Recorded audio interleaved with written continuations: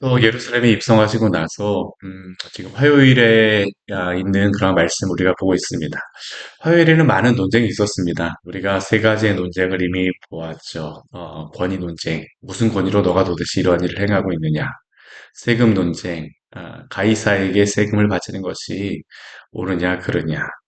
부활 논쟁, 아, 결혼을 일곱 번, 한 형제에게 일곱 번을 하게 되면 누구의 아내가 되겠느냐. 이게, 그 시대에, 종교 지도자들이, 지도자들이라고 하는 사람들이 예수님께 하였던 질문이었습니다. 우리가 참, 이 말씀을 보게 되면 이해할 수 없는 한 가지 중에 하나가 뭐냐면 예수님이 직접 앞에 계심에도 불구하고 예수님을 믿지 않습니다. 오히려 적극적으로 부인합니다.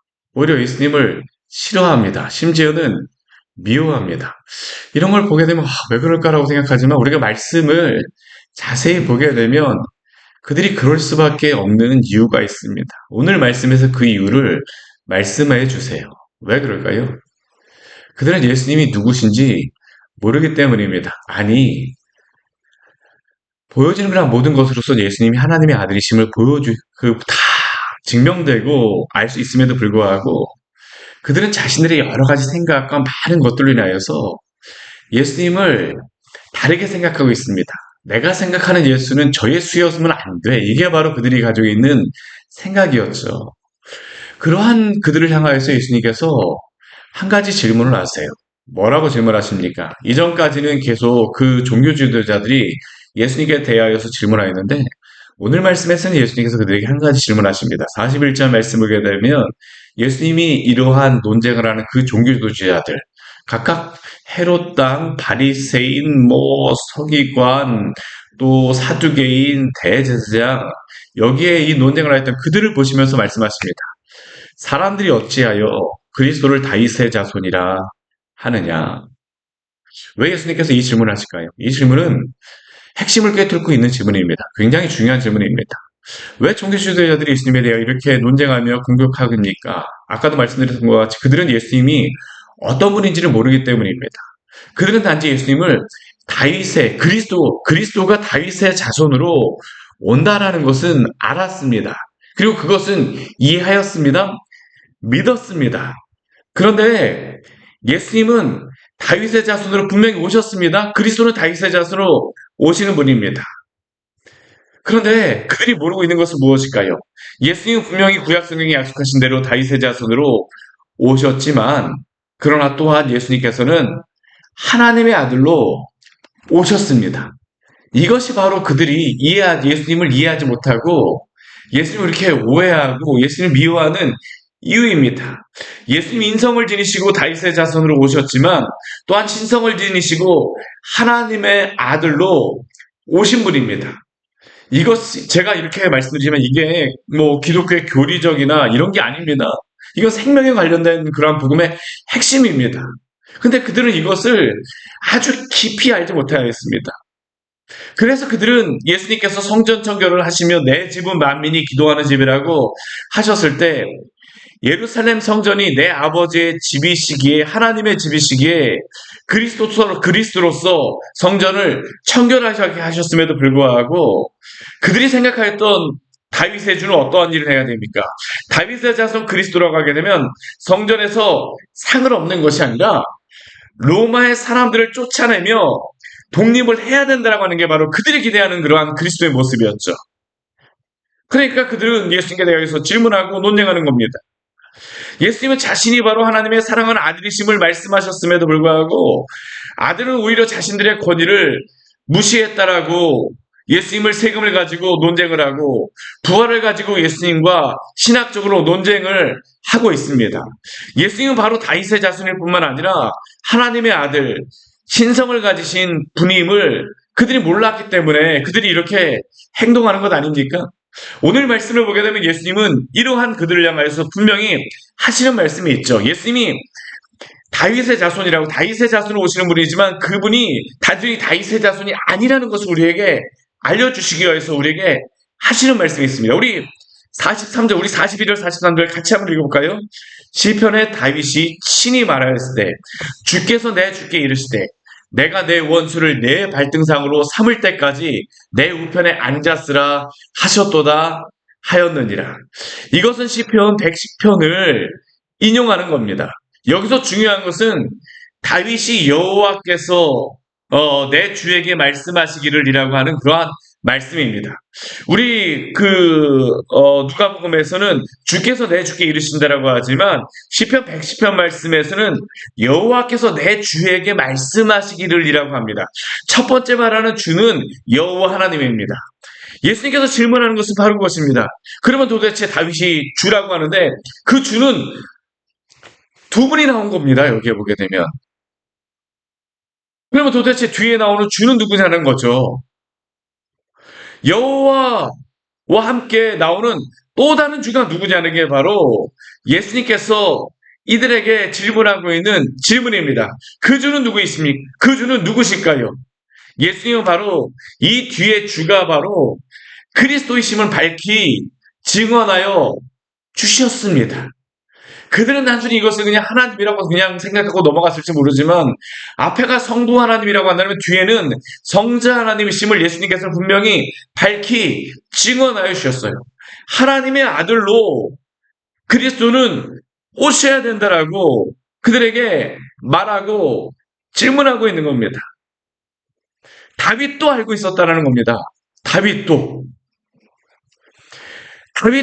알고 있는 것과 같이 하나님의 아들로서 그리스도는 반드시 신성을 지니신 분이 되어야 된다는 것이 바로 오늘 예수님이 이 종교 지도자들에게 전하고자 하는 진리죠. 이것은 오늘날도 동일합니다. 오늘날에도 많은 지역에 유대, 이스라엘에 가서도요. 또한 이슬람에 가서도 예수님을 한 명의 랍비로다 이야기하게 되면 그들은 충분히 받아들입니다. 아, 예수님 나는 믿는다. 인정한다.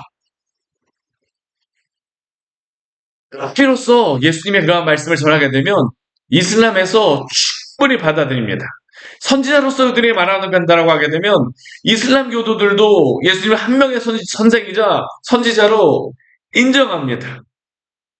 그러나 예수님을 하나님의 아들로 전한다라고 하게 되면 어떤 일이 벌어질까요?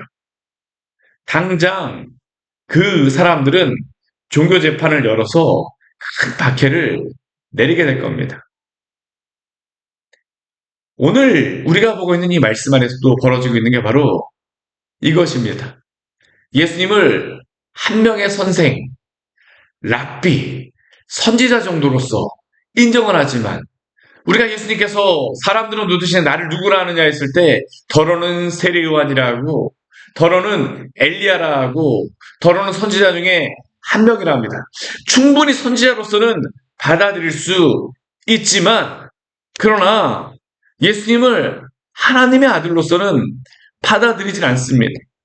그리고 이것은 이슬람이나 또한 유대세, 오늘도 이스라엘도 그렇습니다. 이스라엘에서도 그것뿐만 아니라 오늘 우리가 사는 우리의 시대도 그렇지 않습니까?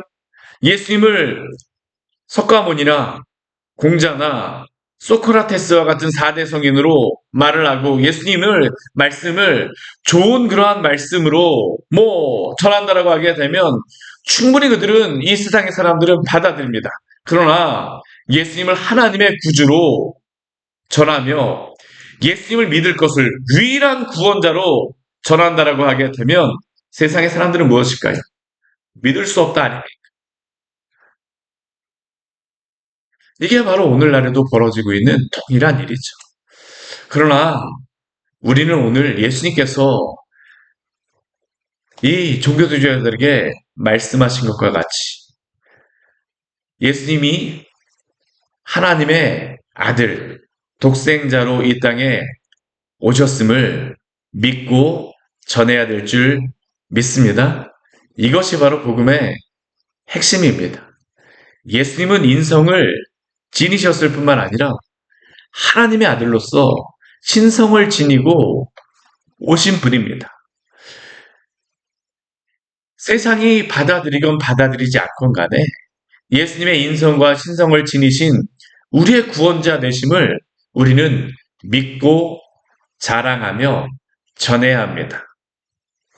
왜냐하면 이것이 바로 예수님이 이 땅에 오신 이래로 모든 사람들에게 오늘 우리에게도 전해주고자 하시는 증언하고자 하시는 알려주고자 하시는 중요한 진리이기 때문입니다. 오늘 예수님께서 그들에게 말씀하시죠. 그런즉 다윗이 그리스도를 주라 칭하였으니 어찌 그의 자손이 되겠느냐. 예수님이 그들을 미워하셔서 그렇습니까? 아닙니다. 그들도 믿고 주께로 돌아오기를 원하심이죠. 그런데 그들은 믿지를 않습니다. 이 일 후에 예수님께서 그 부류의 사람들, 두 사람을 오늘 우리에게 비교를 하면서 말씀하십니다. 우리 첫 번째는 46절 말씀해 보게 되면 서기관들을 삼가하라고 이야기합니다. 왜 서기관들을 삼가하라고 이야기합니까? 그들은 긴 옷을 입고 다니며 선생이라고 불리기를 좋아하고 성경의 지식을 자랑하며 시장에서 문안받는 것, 회당의 높은 자리와 잔치의 윗자리를 좋아하지만 그러나 문제는 무엇입니까? 예수님을 모릅니다. 생명이 없습니다. 그들은 외식으로 길게 기도하며 과부의 가산을 삼키고 있지만 예수님께서 그들에게 말씀하시는 것은 무엇일까요? 그들이 더 엄중한 심판을 받는다라고 말씀하십니다. 우리가 여기서 보아야 될 것은 긴 옷을 입고 다니는 게 문제가 아닙니다. 시장에서 문안을 받는 것 자체가 문제가 아닙니다. 회당의 높은 자리와 잔치의 윗자리를 앉는 것이 문제가 아닙니다. 정말 그들의 기도를 길게 하였다라고 해서 문제가 아닙니다. 정말 문제는 무엇일까요? 예수 그리스도를 알지 못하고 믿지 않기 때문에 이들은 심판을 받는 것입니다. 오늘 여기서 과부의 가산을 이 서기관들이 삼킨다라고 이야기하는데 바로 오늘 뒤에 말씀해 보게 되면 한 사람을 예수님께서 이 일 후에 말씀하고 계세요. 보고서 말씀하십니다. 누구일까요? 과부입니다. 과부. 이 과부는 어떠한 사람입니까? 특별히 우리 21장 우리 1절부터 4절까지의 말씀을 보게 되면 가난한 과부죠. 어디에서 예수님이 이 말씀을 하시느냐? 성전 안에서 말씀하십니다. 우리 이방인의 뜰이 있고 그 안에 들어가게 되면 여인들의 뜰이 있거든요. 여인들의 뜰에 이 헌금함을 넣는 그러한 헌금함이 있었는데 여기에 그 사람들이 와서 헌금을 넣을 때 예수님이 이 사람들을 보고 계신 겁니다. 사람들과 같이 보고 계세요. 부자들이 헌금함에 가서 헌금을 합니다. 그 헌금함에 넣었을 때에 부자들이 넣는 헌금함은 어떨까요? 오늘 같은 경우에는 뭐 온라인으로도 하고 뭐 지폐를 가지고 하기 때 지폐를 대부분 사용하기 때문에 뭐 그렇지만 이 부자들 이 시대에는 다 이 돈은 다 동전이었습니다. 그러다 보니까 지폐를 사용하지 않았어요. 그러다 보니까 부자들이 헌금함에 넣게 되면 무거운 소리가 납니다. 많은 그러한 그 헌금이 들어가는 것이 소리가 들릴 수밖에 없겠죠. 근데 이 과부 같은 경우는 어떻습니까? 우리 2절 말씀을 보게 되면 두 랩돈 넣는 것을 보셨다라고 합니다. 어떻게 두 랩돈 넣는 것을 아셨을까요? 이 헌금함에는 이게 그 안에 헌금함을 넣다 보니까 소리가 들리는 겁니다. 두 랩돈 하게 되면 쨍그랑쨍그랑 이게 적은 그러한 가벼운 동전의 소리가 났던 거죠. 두 랩돈인지 모든 사람들은 과부가 그것을 넣은지 알았습니다. 그런데 예수님께서는 부자의 헌금과 이 가난한 과부의 두 헌금을 보시면서 예수님께서 말씀하세요. 우리 3절 말씀 같이 한번 더 읽어볼까요? 이 시대에 내가 참으로 너에게 말하노니 이 가난한 과부가 모든 사람보다 많이 넣었다라고 말씀하십니다. 이 가난한 과부가 다른 모든 사람보다 많이 넣었느니라. 왜 그렇습니까? 사람들은 이 과부가 바친 헌금이 두 렙돈 정도라고 생각했을지 모르지만 예수님은 하나님의 아들이시기 때문에 사람들이 모르는 한 가지의 것을 알고 계세요. 무엇일까요? 우리 4절 말씀에 보면 이렇게 예수님께서 모인 사람들에게 말씀하시죠. 저들은 그 풍족한 중에 헌금을 넣었거니와 이 과부는 가난한 중에서 자기가 가지고 있는 생활비 전부를 넣었느니라. 예수님이시기 때문에 하나님의 아들이시기 때문에 아시는 겁니다. 이 과부에게는 이 두 랩돈이 그의 생활비 전부였습니다. 오늘 이날 이 예배를 드리고 기도하고 집에 가서 식사할 수 있는 그 마지막 식비 전부라고 할 수 있습니다. 모든 것을 다 바친 것이. 그리고 이것은 앞에서 외식으로 기도하는 그 서기관, 또 오늘 이 앞에 부자들과 비교하며 예수님께서 말씀하시는 겁니다. 누가 도대체 하나님의 참 백성인지를 예수님이 보여주고 계시죠. 서기관과 같이, 부자와 같이 자신의 의를 또한 부를 자랑하며 자신의 부와 자신의 의를 교만한 마음으로 가지고 주님 앞에 서는 자들은 아무리 높다라고 한들 하나님 앞에서 어떻게 높을 수가 있겠습니까? 그러나 자신의 모든 생활비까지 주님께 드린 이 과부는 하나님께서 인정하시고 또한 예수님께서 알고 계시다는 겁니다. 비록 사람들이 보기에는 작은 헌금을 드린 자이지만 과부이지만 하나님 앞에서는 오늘 어느 누구보다도 또한 하나님 앞에 가장 귀한 것을 드린 사람이라고 우리에게 알려주고 계십니다. 오늘 우리 하루 우리에게 주신 시간이 있습니다. 오늘 하루 우리 주님만 의지하며 하나님을 바라보며 믿음으로 살아가는 성도가 되어지기를 원합니다. 우리 주 예수 그리스도를 의지하고 우리가 뭐 세상에 많은 것을 가져서 우리가 살아가는 사람들이 아니라 주님 이 우리 안에 계신 것 때문에 우리가 주님을 소유하였기 때문에 주가 우리를 소유하셨기 때문에 믿음으로 살아가는 자들 아닙니까? 오늘 하루도 가난한 마음으로 겸손한 마음으로 우리 주님과 동행하며 살아갈 때에 주의 놀라운 은혜를 맛보는 귀한 은혜가 있기를 축원합니다. 같이 기도하도록 하겠습니다. 하나님 아버지 오늘 말씀을 통하여서 우리에게 귀한 은혜를 주니 감사를 드립니다. 세상에 많은 사람들은 겉으로 보여지는 아름다운 옷, 비싼 그러한 모습과 또한 많은 보여지는 그 사람을 나타낼 수 있는 그 외적인 치장들을 보고 또 그 사람을 자랑하기도 하고 그 사람을 어떠한 높이기도 하고 또한 스스로 그렇게 어떠한 것들을 갖추고 있는 사람들은 내가 이것들을 갖추었기 때문에 스스로 자랑하며 교만해지기도 하지만 그러나 하나님 아버지 우리가 세상에 다른 것을 가짐으로 우리가 부유한 자들이 아니라 하나님, 우리 주 예수 그리스도를 믿음으로 소유함으로 우리가 부유한 자들 되게 하여 주시옵소서.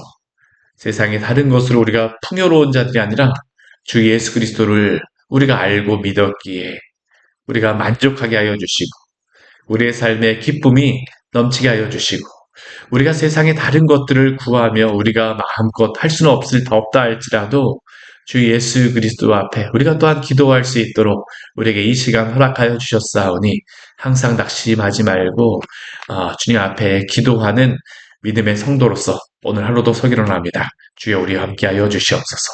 예수님 이름으로 기도드립니다. 아멘. 오늘 말씀 같이 기억하시면서 기도하며 나가도록 하겠습니다.